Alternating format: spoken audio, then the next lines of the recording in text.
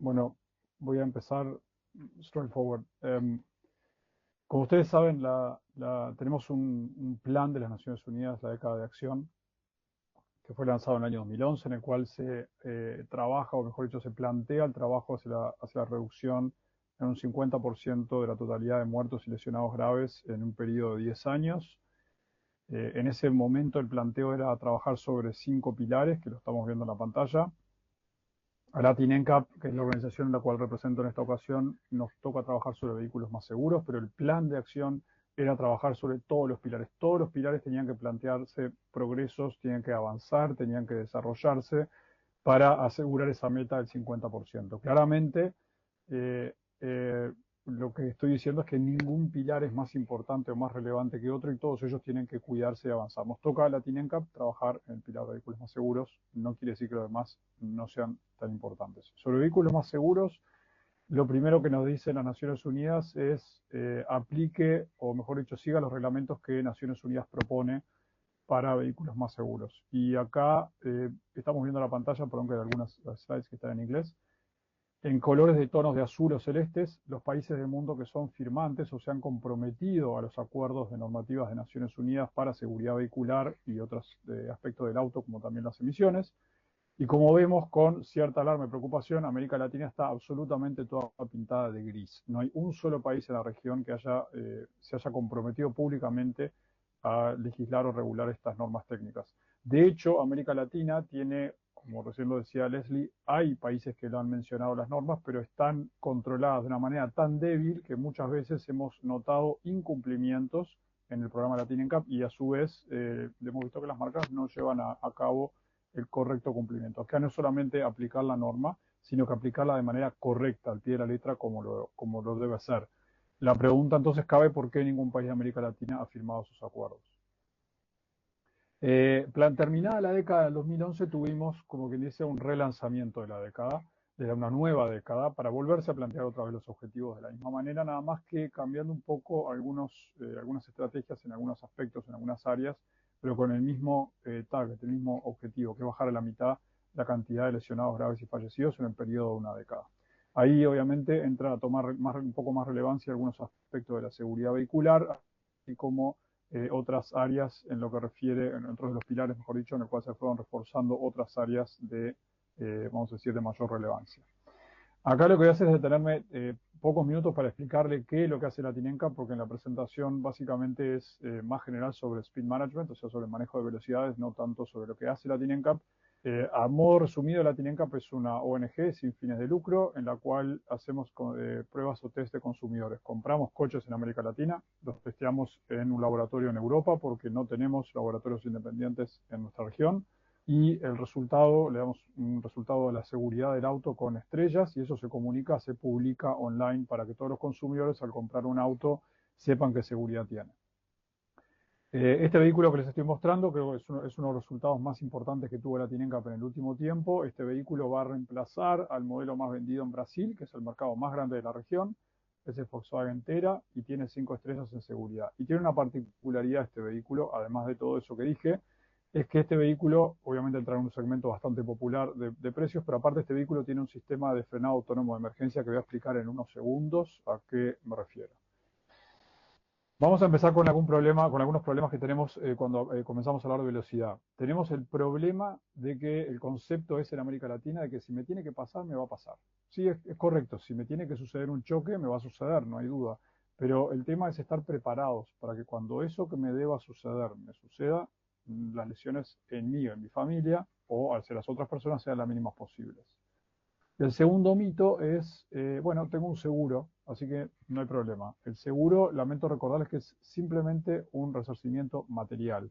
No es un escudo de fuerza invisible alrededor de nuestro vehículo que hace que no nos suceda nada. El momento de, obviamente, una pérdida de vida es irrecuperable con el dinero, una lesión grave tampoco, el impacto a la familia, la recuperación física, no tengo ni que explicar en fondo qué es lo que significa. Entonces, estos dos conceptos, cuando hablamos de seguridad, son dos conceptos que tenemos en América Latina muy mal arraigados y sobre los cuales tenemos que trabajar.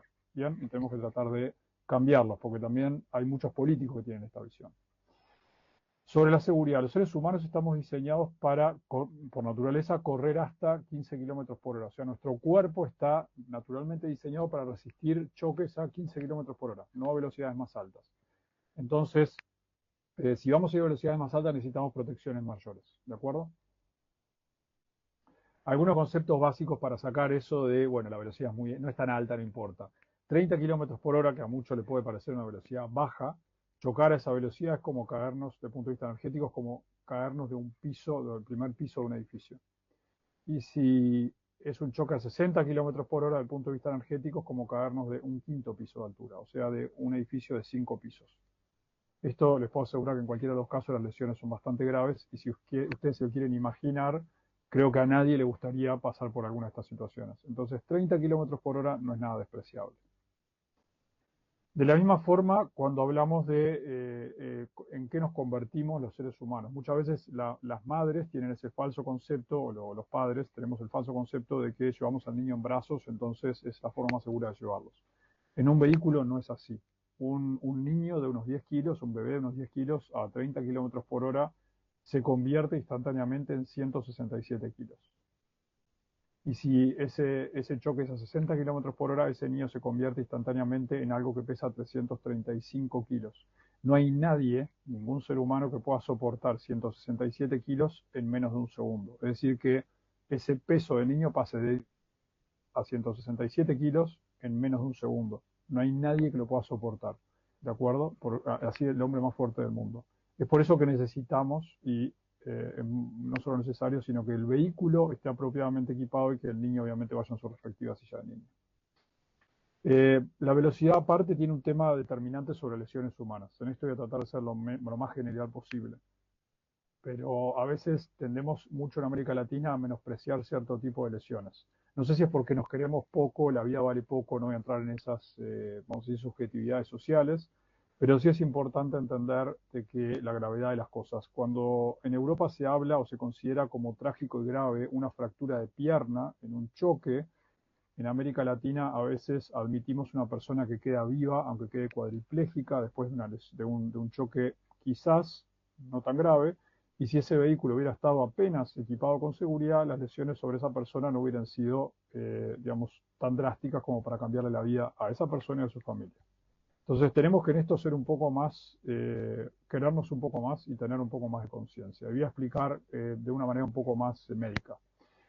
Lesiones en la cabeza, golpes en la cabeza, golpes en el pecho, impactos en el pecho, derivan directamente en derrames cerebrales y paros cardiorrespiratorios de manera, vamos a decir, correspondiente al orden en que lo dije. Fracturas, ninguna fractura es de menospreciar. Una cosa es fracturarnos jugando, por ejemplo, cayéndonos de una bicicleta, simplemente a velocidad baja en un parque, jugando al fútbol o jugando al vóley o al básquet o haciendo un deporte de baja, digamos, una intensidad amateur. Pero otra cosa es cuando esa fractura de esa pierna ocurre en un choque a 30 o 40 kilómetros por hora. La forma o la mecánica de la fractura es muy distinta y la forma de recuperar claramente es diferente. De todos modos, una fractura no se debe menospreciar por lo siguiente. Una fractura de un fémur nos hace perder 1,5 litros de sangre. Una fractura de pelvis, 2 litros de sangre.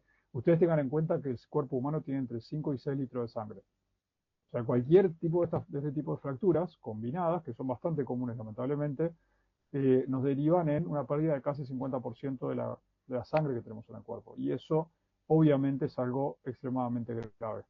Pero con esto lo que estoy diciendo es que no menospreciemos algún tipo de fractura o algún tipo de lesiones bueno, se fracturó una pierna y sí, quizás en golpes de alta velocidad una fractura de pierna es sencillamente un resultado exitoso. Pero a veces a velocidades bajas estamos viendo mucho en América Latina este tipo de lesiones. ¿Qué usamos para medir esas lesiones en las personas? Usamos esos muñecos que están ahí, se ponen dentro de los autos, hacemos choques con esos muñecos dentro, esos muñecos son bastante parecidos a un ser humano. Como ven, tiene aspectos anatómicos, tiene un cráneo, cervical, la parte, digamos, torácica, lo que es costillas, esternón, columna vertebral, etcétera. Se le ponen sensores, dicho sea de paso, es un equipo que es casi irrompible, se ponen sensores en casi todas las partes del cuerpo y podemos ver lo que sucede 1000 veces por segundo, o sea, se mide 1000 veces por segundo lo que sucede en aproximadamente 30 o 40 lugares o puntos de ese cuerpo humano. Entonces tenemos una precisión bastante alta de las probabilidades de lesiones y las consecuencias de un choque. Con esas mediciones que vemos en este muñeco, que también lo usamos para los peatones, nos podemos traducir qué tan bien o qué tan seguros son esos vehículos, para los ocupantes o para los peatones. Hablando de velocidades diferentes y la relevancia de las velocidades. Acá tenemos una comparativa del mismo vehículo en el mismo momento del choque a dos velocidades distintas. El vehículo va arriba a 40 millas por hora, unos 60 kilómetros de abajo, 60 kilómetros por hora.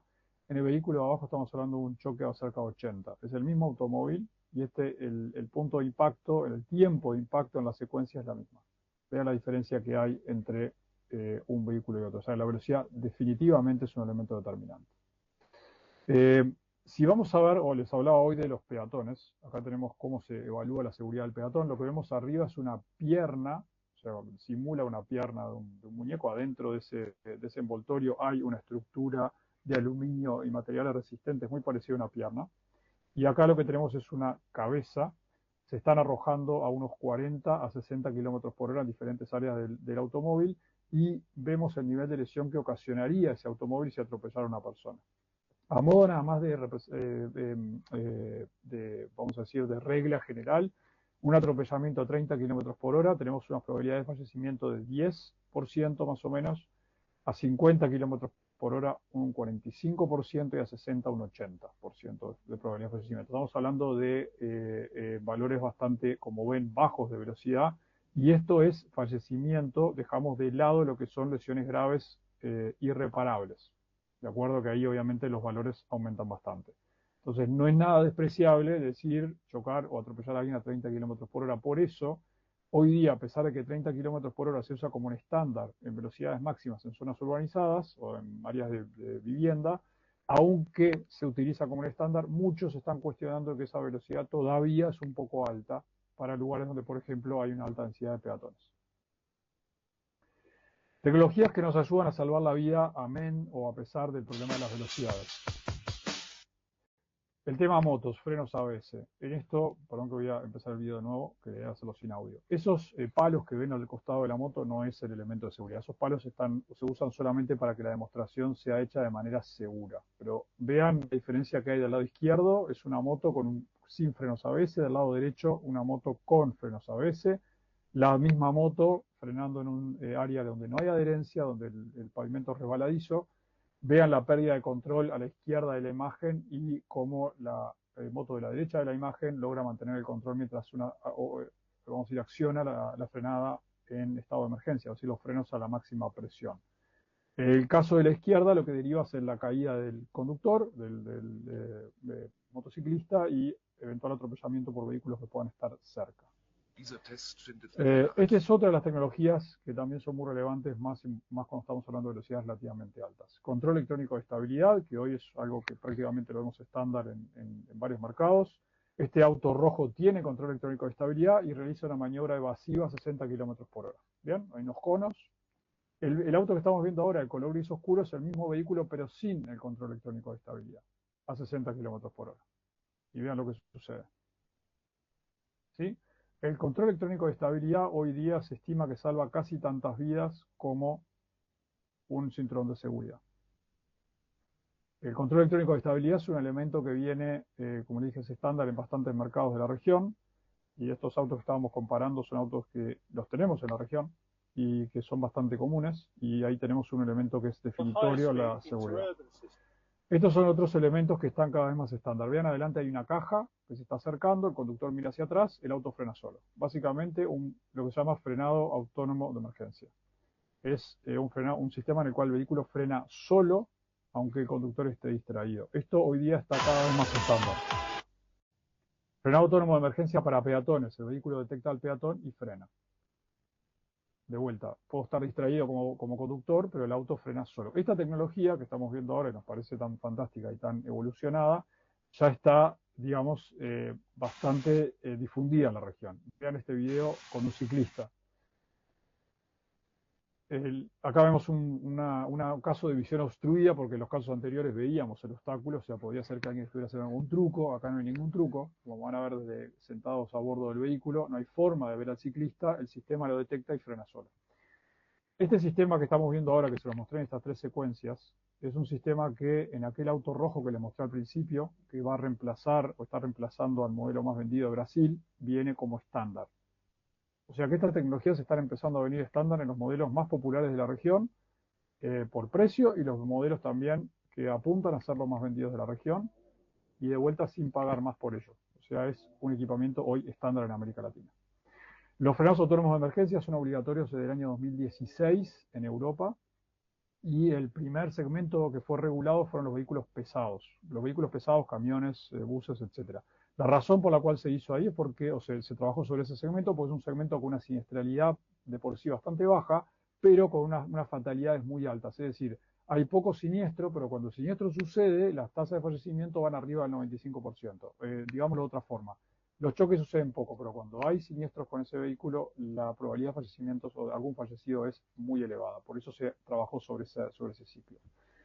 Otro de los sistemas que también promueven mucho y que son de seguridad activa, que tienen que ver no tanto con la velocidad, sino también con la maniobrabilidad y la interacción con los vehículos más vulnerables o los usuarios vulnerables de las vías, es la detección de puntos ciegos. Ya sea cuando voy conduciendo, me cambio de carril, o cuando voy a conducir, voy a hacer una curva a la derecha o a la izquierda y viene un peatón o un ciclista, como en este caso, el sistema me alerta de que hay una persona, tanto en bicicleta, motocicleta o peatón u otro vehículo, otro automóvil, me alerta, y los sistemas hoy día frenan automático para no permitirme seguir haciendo la maniobra porque hay un riesgo de colisión o de atropellamiento.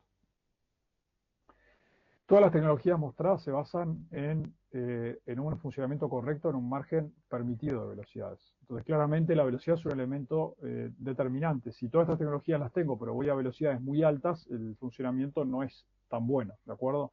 Entonces, en pos de eso, y hoy Leslie lo comentaba a modo general, es el ISA, o en traducciones Intelligent Speed Assistance, o mejor la explicación es en inglés es Intelligent Speed Assistance, es un asistente de velocidad inteligente. Lo que hace el sistema este es constantemente monitorear los carteles de velocidad y la posición de GPS, las dos. Y lo que hace es opta por la más baja de las dos inputs que tiene y ajusta la velocidad del vehículo a la máxima velocidad permitida en ese lugar, en ese punto geográfico. Estos elementos son elementos que hoy son obligatorios en Europa. O sea, hoy, desde el año 2022, uno compra un vehículo en la Unión Europea y tiene que tener este sistema como estándar. Es un sistema altísimamente conveniente, tanto que nos preocupa en América Latina, el problema de la velocidad y los peatones, tanto las exigencias para seguridad del peatón que mencioné antes, como estos elementos de asistentes inteligentes a la velocidad. Ningún país de América Latina ni siquiera lo menciona como una futura norma. Nadie habla de esto en los gobiernos. Y la pregunta que hacemos de Latinencap, como organización de consumidores, es ¿por qué? ¿Por qué si es algo tan importante en la región nadie habla de esto? Ni siquiera, ya no digo hacerlo obligatorio, que sería ideal, ya empezar por un paso previo, que es incentivarlo. Y eso creo que es la clave de todo esto. Los gobiernos tienen que buscar la forma de incentivar este tipo de tecnologías para que se aceleren en el mercado, mejor dicho, lo más pronto posible puedan ser accesibles y lo más pronto posible puedan empezar a ayudar a salvar la mayor cantidad de vidas posibles. El sistema ISA es un sistema que se puede instalar en vehículos en uso, a diferencia de los anteriores. Este es un sistema que uno lo puede incorporar en un vehículo que ya está en funcionamiento. Los vehículos, como le dije hoy, lo tienen en la Unión Europea como estándar. Es un elemento que es reusable, o sea, se usa mucho en las flotas de vehículos, flotas comerciales. Cuando el vehículo cae en desuso por antigüedad o por algún siniestro, se retira este sistema y se pone en un nuevo vehículo. Es un sistema que es reusable, ¿de acuerdo? Y que se puede instalar en un vehículo que ya está rodando. Tampoco veo a ningún gobierno de la región que esté siquiera insinuando o incentivando u obligando o promoviendo este tipo de tecnologías. Es una tecnología que es totalmente ajustable, y además del tema de la seguridad, obviamente ha mostrado prueba de eficiencia en lo que refiere a economía de combustible. Obviamente para esto se necesita infraestructura actualizada y la geolocalización, una infraestructura en mapas, como mencionaban antes, que se está trabajando en ello. Para hacer la presentación, dos puntos como conceptos importantes.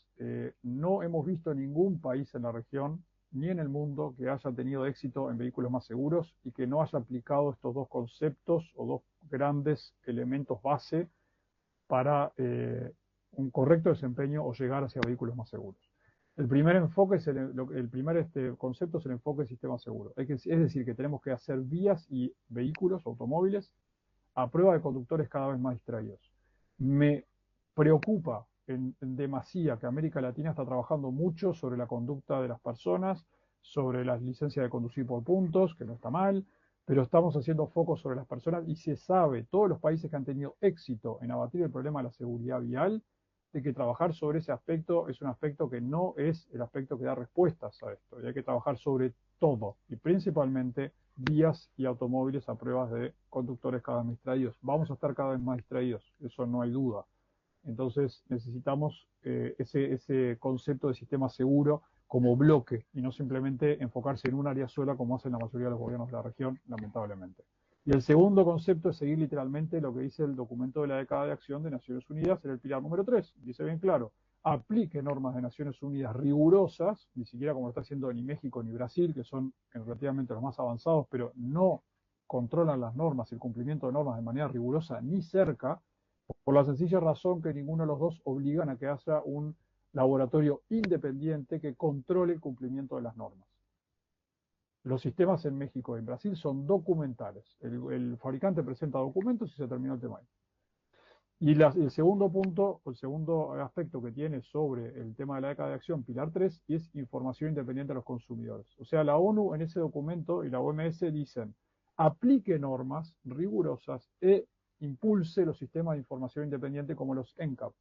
Los programas NCAP a nivel mundial, para que lo sepan, son programas que son herramientas de los gobiernos. Casi todos los NCAP del mundo tienen a los gobiernos de la región soportándolos o apoyándolos detrás, impulsándolos, financiándolos, promoviéndolos, porque ese sistema es la herramienta más efectiva de los gobiernos para mejorar la seguridad vehicular. El único NCAP del mundo que no tiene ni acercamiento, ni compromiso, ni apoyo de los gobiernos de la región es Latin NCAP. Y si quieren, después les explico por qué, por el lobby y el acercamiento que hay con la industria.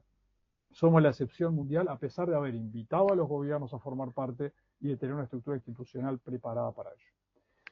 Ya cerrando la presentación, nos preguntan o nos piden recomendaciones de cómo se recomiendan a las flotas, vehículos más seguros, automóviles. Siempre planteamos estos aspectos, que esta es un resumen, pero tienen abajo un link al reporte, mejor dicho, a la guía de flotas más seguras, en las cuales se cubren desde motocicletas hasta camiones pesados y buses pesados, tienen todas las recomendaciones técnicas, pero sobre automóviles, recomendaciones, 5 estrellas del programa local NCAP, en este caso Latin NCAP para América Latina, cinturones de 3 puntas en todas las posiciones con apoyacabezas incluidos, al menos 2 airbags frontales, al menos 2 airbags laterales de cuerpo, al menos 2 airbags laterales de protección de cabeza, protección al peatón, control electrónico de estabilidad, asistente a la velocidad, tecnologías de limitación de velocidad, y si estuviera disponible el sistema ISA, que recién lo mencionaba, también que lo incluyan, anclajes ISOFIX o latch en el caso del mercado de Estados Unidos para la silla de niño. Si estuviera disponible el frenado autónomo de emergencia, definitivamente sí, y hoy, como les mostré, es cada vez más estándar en la región. Si estuviera disponible la detección de punto ciego como equipamiento, definitivamente incluirla, y si estuviera disponible los sistemas de apoyo de sendas o de asistencia de faja, también incluirlo en un vehículo. Bien, esto creo que estoy en los tiempos, así que muchas gracias y quedo atento a cualquier consulta o pregunta que queden por ahí. Gracias, hasta luego.